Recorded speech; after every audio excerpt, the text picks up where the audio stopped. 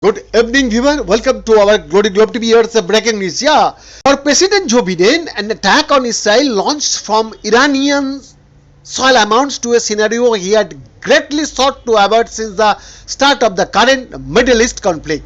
Reprisals hinted the risks of a wider regional conflict that could directly draw in the United States along with other countries.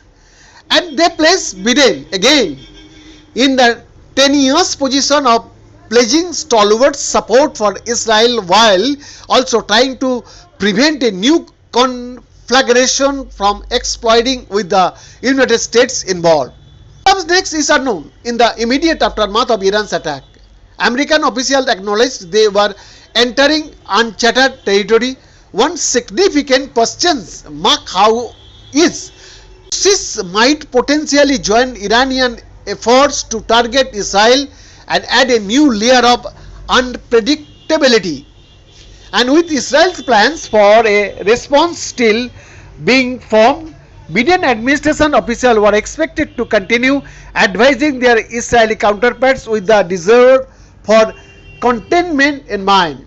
A call with Israeli Prime Minister Benjamin Netanyahu on Saturday night, in which Biden told Netanyahu to consider Saturday a win because the US assessed Iran's attacks had been largely unsuccessful and demonstrated Israel's superior military capabilities.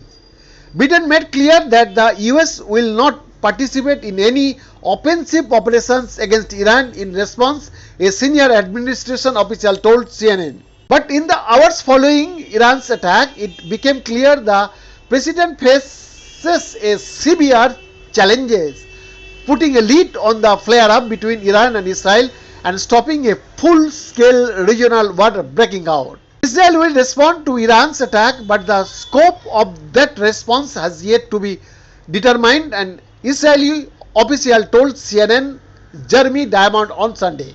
The official said Israel is yet to determine whether to try to break all the dishes or do something more measured. Israeli Defense Minister Yoav Gallant warned that the confrontation with Iran is not over yet. The country's response options are expected to be discussed in detail during a meeting of Israel's War Cabinet meeting on Sunday. The commander of Iran's Islamic Revolutionary Guard Corps, Hossein Salami, warned that Tehran would respond directly if Israel retaliates, saying a new equation had been created. Biden is also operating with the fraught politics of an election year, lending outsized importance to its upcoming decisions. The eruption of the Israel-Hamas war on October 7 has hurt Biden at home, eroding his support with key constituencies as he has declined to call for a permanent ceasefire in Gaza. One of the reasons Biden returned urgently to the White House from his beach house in Delaware Saturday afternoon was the ongoing nature of the attack. One official said, with the situation room better equipped for real-time monitoring of events. Administration officials saw Iran's attack on Israel Saturday as disproportionate to Israel's strikes in Damascus that prompted the retaliation, a US official told CNN.